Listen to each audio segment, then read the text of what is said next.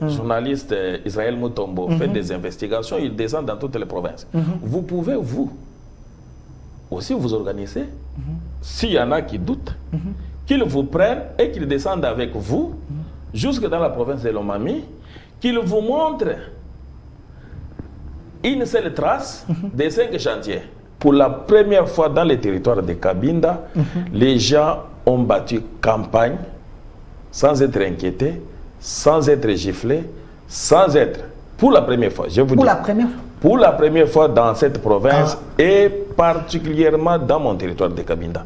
Pierre Lumbi, le paix à son âme, lui, avait profité maintenant de rester seulement avec des lettres MS, comme un regroupement. Et c'est dans ces regroupements que Nathan va arracher un seul siège. Pour toute la province de Lomami, j'étais l'unique élu de ces mouvements. MS, de Pierre Lumbi. De Pierre Lumbi. L'ancien directeur de l'ancien secrétaire général de l'ensemble pour la République de Moïse Katumbi. Non, non. À l'époque, ils étaient tous dit de l'ensemble pour les changements. Ensemble pour les changements. Et non pas pour la République que lui a créée. Ensemble pour les changements. C'était l'ensemble pour... Avec raison pourquoi? Parce que nous avons dit, cette province a tant souffert, mieux vaut un consensus. Qu'on voit de quelle manière nous pouvons changer les choses. Nous connaissons les méthodes qui ont été mises en place pour ne pas amener cette province ici vers son développement. Voyez-vous? Non, ils ont dit, nous avons la bénédiction de votre hiérarchie. Même à l'époque, c'était le président Kabound. Il dit, même Kabound connaît ce que nous venons faire ici. Ma femme est kabindaise, comme moi-même je le suis. Elle n'est pas katangaise. Ma femme n'est jamais katangaise. Voilà, c'est des questions du public. J'appartiens à la tribu Boudia. Moi, au moins, je suis à cheval parce que ma mère est de Lubao et mon père de Cabinda, mais ma femme, elle, est 100% kabindaise. Dans ma province, je maîtrise plus de 5 langues. Vous dites? Je maîtrise, je vous dis que je communique avec plusieurs tribus, langues différentes. Voyez-vous, je suis le seul gouverneur qui a pu communiquer avec toutes les communautés dans leur propre langue. Ils sont en train de vous suivre. Mais je vous dis, je suis arrivé, par exemple, c'est dans les territoires de Cabinda, mais dans la partie appelée secteur de Balou-Balou-Bangolé. Ce sont nos frères du territoire de Cabinda, mais d'appartenance Luba du Katanga. Voyez-vous, ils parlent le Kiluba.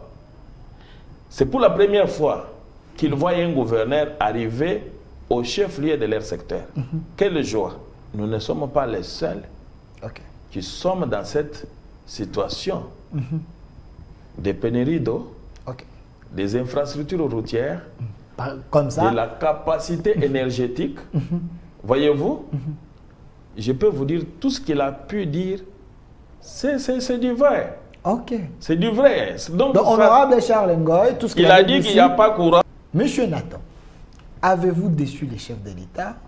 Il semble qu'il était moins élu chez vous parce qu'il n'y avait pas de réalisation et tout l'argent du gouvernement central qui venait, qui tombait entre vos mains, vous utilisez cet argent en disant que c'était vos propres efforts. Et le chef de l'État, devant le public, il avait constaté le contraire. Merci beaucoup. D'ailleurs, le chef a compris, il m'a même défendu. C'est vrai ça? Oui. Il a compris que c'était, comme je l'ai dit ici, une manipulation des micro-groupes. D'abord, nous sommes au niveau de la ville. Il faut imaginer, quand on fait la politique pour la politique, et parce qu'un politicien doit être aussi un formateur, un éducateur. Vous voyez, comme le président est là, il y a des choses telles qu'aujourd'hui, même si moi on me mettait à ces postes-là, on me demande de changer ça, dans une semaine, ça ne va pas changer. Et nous devons aider notre population quand on est devant les caméras, quand on est devant les journalistes pour dire des vérités. Vous voyez? Vous avez l'occasion. Alors, imaginez, nous avons les 3 grands programmes qui ont été initiés. nous avons le PDL 145 territoires. Vous êtes scientifique, non? Vous avez les projets de l'asphaltage de la nationale numéro 2. La nationale numéro 2, c'est cette route qui part de Mbujimaï, donc arrivé au niveau des Kaboué, bifurcation, ça va vers Monedito. Mais on prend maintenant l'axe qui va vers Chilenge, Katanda, Kabinda, Lobao, ça se prolonge jusqu'au dans les Grands Kivu. C'est la nationale numéro 2. Dans la nationale numéro 1 part à partir de Mbujimaï, Monedito, se prolonge jusque dans la province de Olomami. Une province aussi voisine à la nôtre. Voyez-vous, vous avez un tel projet. Vous avez, par exemple, les 100 jours ou le projet Tchilejelo. Vous avez les 3 grands projets et vous connaissez les modes de gestion de ces projets. Est-ce que ces 3 projets relèvent du gouverneur des provinces? Est-ce que le gouverneur des provinces reçoit les fonds de tels projets? Lorsque vous êtes un député national, vous comprenez d'abord votre niveau, tout le monde doit vous respecter. Mais quand vous allez jusqu'à insinuer dans les têtes des gens pour dire c'est le gouverneur qui a bouffé cet argent, on a pitié de certaines personnes, hein. Vous pouvez les estimer par leur grandeur, mais quand vous regardez ce qu'ils parlent, ça les réduit. Parce que les projets... J'étais avec un ancien député ici, oui, les projets honorable Charles Les projets 145, vous avez des organismes qui gèrent ça. Le chef de l'État a responsabilisé certains à travers le premier ministre qui était Samuel Kondé. Le chef a donné une vision.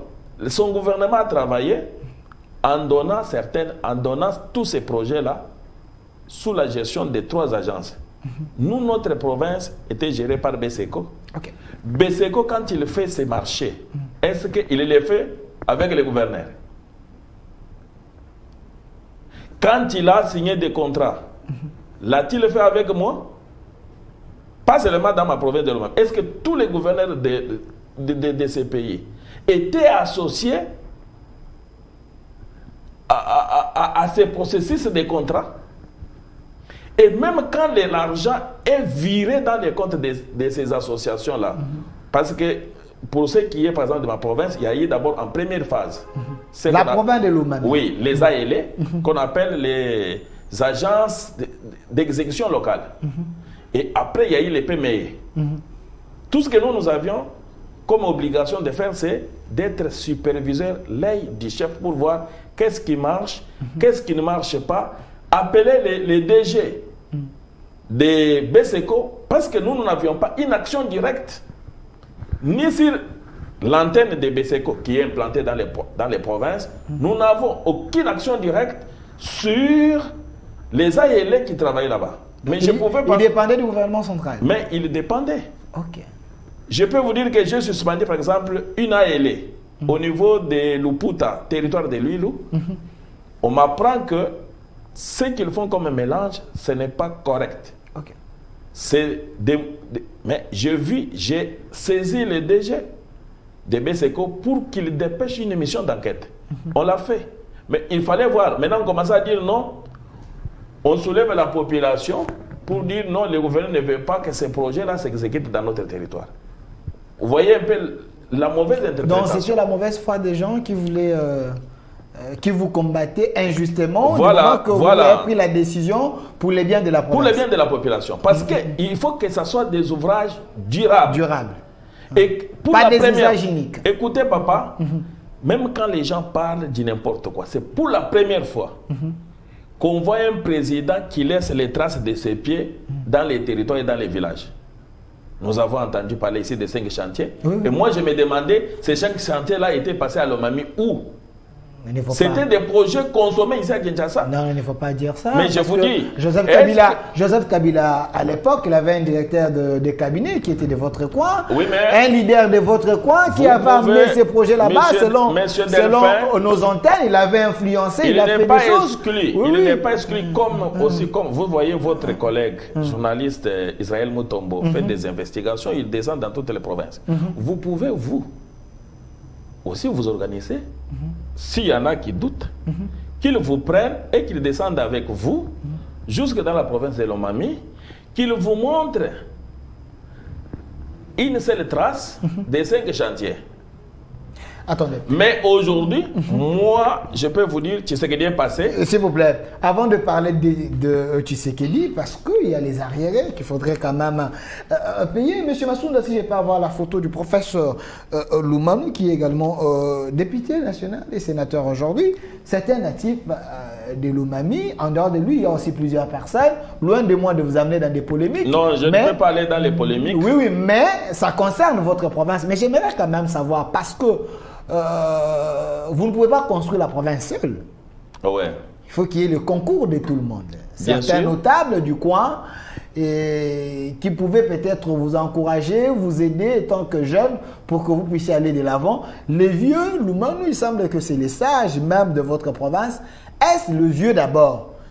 Il avait impulsé un leadership ou soit des projets pour le développement de votre province. Moi, je vous ai dit... Avez-vous trouvé des bases? Je ne peux pas individualiser le débat. Je vous ai dit que la province est là.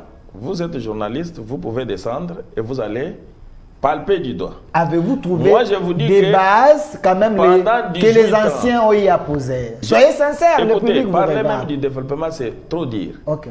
Moi, je vous dis, j'ai été élu gouverneur parce que nous parlons de ce que j'ai vécu, ce que j'ai trouvé, ce que j'ai fait comme gouverneur des provinces de Lomami. Okay. Alors, je suis élu quand?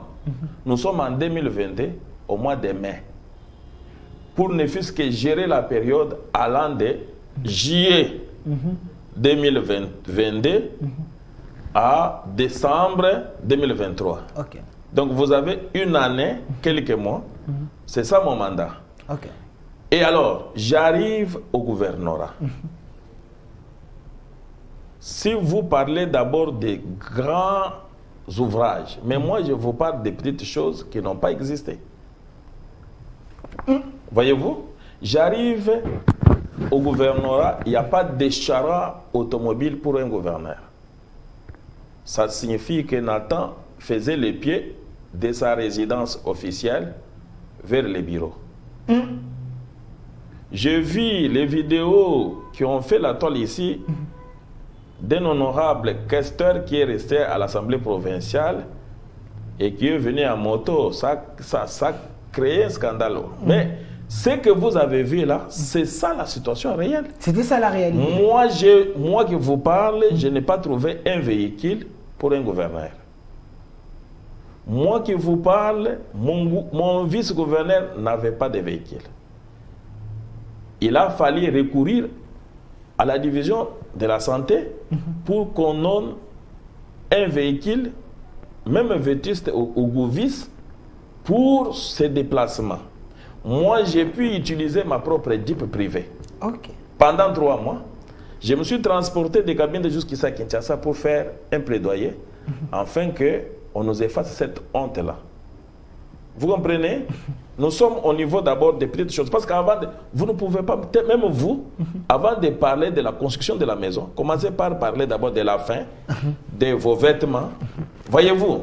Mais d'abord, quand nous sommes au niveau, ce sont des simples choses qu'on doit d'abord maîtriser. Nous arrivons là, il n'y a pas même une cellule informatique.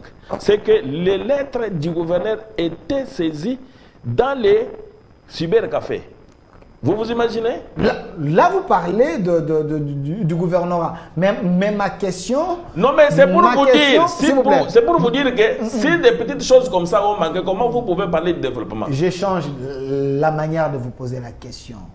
Matata Pogno, comme ancien Premier ministre, leader du Maniema, il a impulsé le développement. Premièrement comme individu, avec ses moyens. Ouais. Et à Lomami, vous avez aussi certains leaders qui ont travaillé avec Joseph Kabila Kabang. Ils ont eu des postes que nous connaissons. La question, est-ce qu'ils ont eu à poser des bases il n'y en a pas eu. Pour pousser le développement de la province. De manière générale, dans tous les grands Kasaï, je ne parle pas seulement de Lomami, vous pouvez vérifier dans toutes les provinces, qu'il s'agisse de Sankourou, qu'il s'agisse de Lomami, qu'il s'agisse peut-être de Kasaï oriental. On a eu même des premiers ministres de ces provinces-là. Mais vous pouvez y passer. Moi, je vous ai dit, allez sur le terrain. Parce que si moi, je vous dis ici, on va dire, moi, le petit là, oh, qu'est-ce qu'il le connaît, non? Nous avons besoin de vivre la réalité. Et moi, je peux souhaiter une autre fois, parce que d'ici là, je dois me préparer pour aller rencontrer ma base. Que je vous amène et que vous soyez d'abord au chef-lieu, que vous puissiez prendre l'image de la ville. Vous allez voir, dans les images, moi, je suis le premier à ouvrir même. La voirie était totalement impraticable. À Kabinda. Donnez-nous l'illustration de certaines réalisations du gouverneur. Connaissez un peu de voir. Si réellement c'était lui. La situation était plus que pire. Par exemple, ici c'était vous. Vous voyez, nous sommes dans la ville de Kabinda, où j'ai pu engager, compte tenu des moyens qui sont très rudimentaires, très insignifiants, j'ai pu engager ces cantonniers-là, ou nos frères volontaires, pour essayer d'ouvrir et de rendre praticables les routes dans la ville de Kabinda. Voyez-vous? C'est que j'arrive, il n'y a même pas moyen de prendre une moto. Pour quitter, par exemple, mon bureau, aller dans la commune de Kabondo. Vous voyez? C'était difficile. Les ravins, c'est là au chef-lieu même des ravins, dans ma ville. S'il y a une ville qui est beaucoup attaquée qui risque de disparaître, c'est la ville de Kabinda. Donc, vous dites ici qu'avant vous, c'était un déluge. Je vous dis qu'il y a des ravins qui sont nés pendant ce régime. Ces ravins ont poussé des barbes et ont eu des calvities pendant ce régime, n'ont jamais été attaqués. Ici, on dit que c'était... regardez ici. Il semble que c'était les travaux que vous avez initiés, mais on dit que c'était l'argent du gouvernement central. Bien sûr, je n'ai jamais dit que... Mais vous avez dit que c'était votre argent de la province. C'est on dit que vous avez trahi le chef de l'État. Vous avez trompé la population. J'ai toujours été franc. Les réalisations de la province, je vais vous les montrer. Avec des fonds propres de la province. Des réalisations du gouvernement central, j'en ai expliqué ouvertement lors du lancement de ces travaux. Ici, c'est où? C'est à Kabinda Centre, au chef-lieu de la province. Nous avons été avec le DG de l'Office des routes. Vous comprenez? Ces jours-là, quand on a lancé les travaux, le DG était là. Comment alors je pouvais dénaturer cet ouvrage alors que lui était là? En premier lieu, c'est lui qui donne les mots, non? Suivi du directeur provincial et du ministre des infrastructures provinciales. Et moi, je viens en dernière position. Alors, est-ce qu'on pouvait faire un discours contraire s'ils vous disent que j'ai trompé? J'ai trompé à quelle occasion? Parce que c'est lors du lancement des travaux. Nous avons dit ceci. C'est